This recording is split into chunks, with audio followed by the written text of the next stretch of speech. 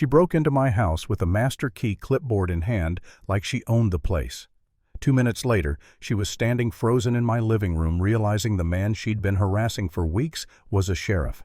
And when I read her rights out loud, I swear the color drained from her face faster than I've ever seen. It started 2 weeks earlier, the morning after I moved back in with my mom Barbara, a 70-year-old woman with the kindest heart and the worst luck when it came to neighbors.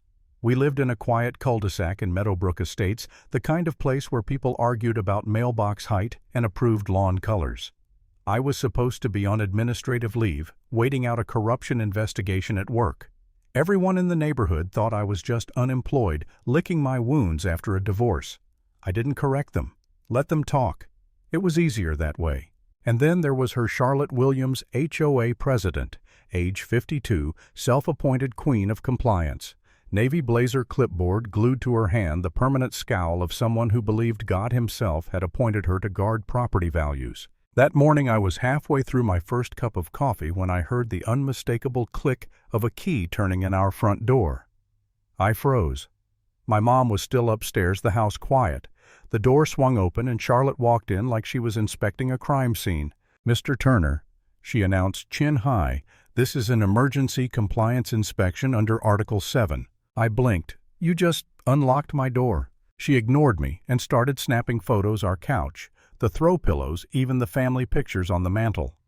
"Non-compliant color scheme," she muttered. "Vegetation placement violation." Every word she said dripped with self-righteous venom. She handed me a notice, $100 for unauthorized garage paint, 50 more for rose bushes too close to the property line. I watched her write it all out like she was ticketing a fugitive. I could have thrown her out right then. But 15 years in law enforcement teaches you something about patience. Sometimes the best way to catch someone breaking the law is to let them dig their own grave. So I played dumb, nodded politely, and made mental notes.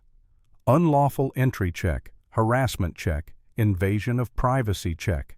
When she finally strutted out, I wrote the time and date in my leather notebook, the same one I'd used for case evidence for years, the first entry in what would become a much bigger file. The next day, the harassment went digital.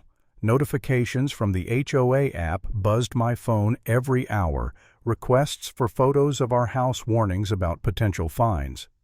Charlotte had turned compliance into psychological warfare. She even had someone paint a red line on the curb overnight to create a fake no parking zone. Clever move if it weren't completely illegal. Mom started to crumble under the pressure. She jumped at every ding from her phone, scared of what new violation Charlotte might invent. "Maybe we should just pay the fines," she whispered one night, her hand shaking over her asthma meds. That's when I started to hate myself for letting it get this far. I was supposed to protect her, and instead I'd let a clipboard bully walk all over us. For a day or two I almost gave up. Maybe it wasn't worth the fight. Maybe I was overreacting. After all, I was still technically under review at work. One wrong move and my badge could be gone for good. But then I checked the old security system I'd installed 10 years ago, a backup camera buried in my mom's closet. The footage was crystal clear.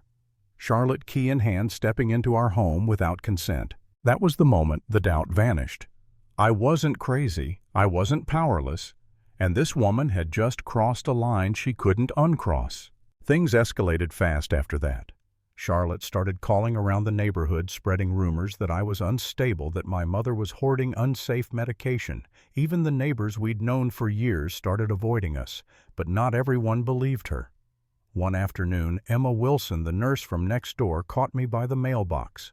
"She's been doing this to others," she whispered. "Families just move away because it's easier. I'll help you if I can." Emma's words confirmed what I already knew. Charlotte's tyranny wasn't new. It was just finally aimed at the wrong target. 3 days later, Charlotte returned, dragging a new recruit with her, Marcus Thompson, the HOA's safety chair. Clipboard twins marching up my driveway like a SWAT team of suburban nonsense. "Today's task is an interior safety verification," she declared. "Article 12 authorizes full access." I recorded everything on my phone as I said, calm but firm, "I do not consent to this inspection. Please leave my property." Charlotte smiled, smug, predatory. "Emergency powers override consent, Mr. Turner. Community safety takes precedence over individual preference." And with that, she turned the master key again. They walked through the kitchen, photographing furniture, measuring distances like they were mapping a bomb site. When Charlotte reached for my mother's bedroom door, I stepped between them. "Ma'am, stop right there." She froze only for a second, then tried to brush past me. "I need to verify sleeping area safety." "You're not verifying anything in that room," I said. "You're done here." Before I could say more, I heard my mother's voice from the kitchen, shaky, terrified. "I can't breathe." She was having a full asthma attack. The next 10 minutes were chaos, me calling 911, my mom wheezing on the floor, Charlotte still standing there arguing about safety regulations. When the paramedics arrived, the lead medic Jennifer took one look at Charlotte's clipboard and snapped, "This is a private medical emergency. Get out of the room." For the first time, Charlotte looked unsure.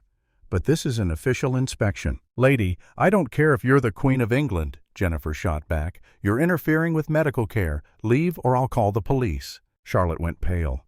She didn't know the police were already there, me. When the ambulance pulled away and my mother finally started breathing normally again, something in me shifted.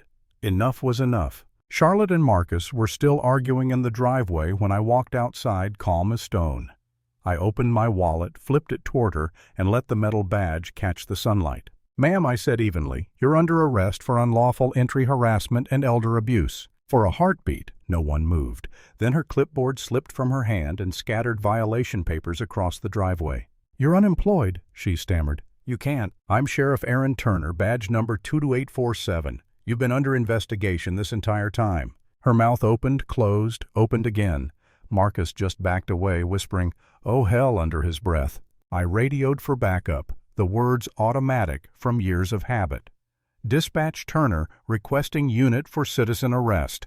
1543 Maple Drive. Suspect in custody." When Officer Miller arrived, Charlotte made one last desperate stand. She waved that same emergency authorization paper like it was the Constitution itself. "I have authority under Article 7. Miller looked it over, frowned, and said flatly, "This signature's forged. And you don't override the Fourth Amendment with HOA paperwork." That's when she cracked. "You can't do this. You covered up that case 15 years ago. People need to know who you really are," she shouted, desperate to find a foothold. But there was no secret to find.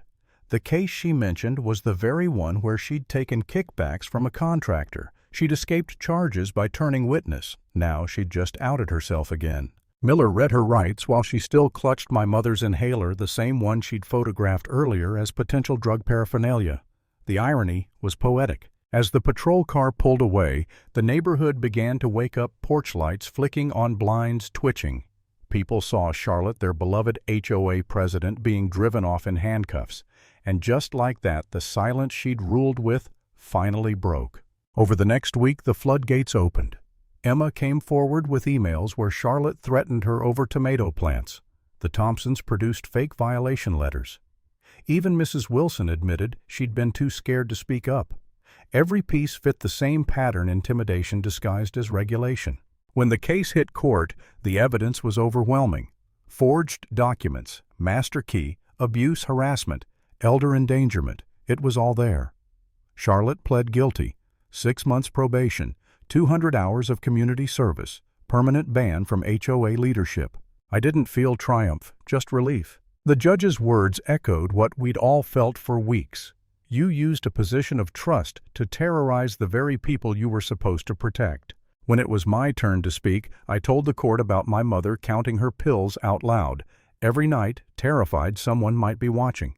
I said neighbors stopped waving for 2 weeks, then started again the day they saw a badge. Charlotte stared at the floor. No clipboard now, no authority. Just a small woman who finally realized power has consequences.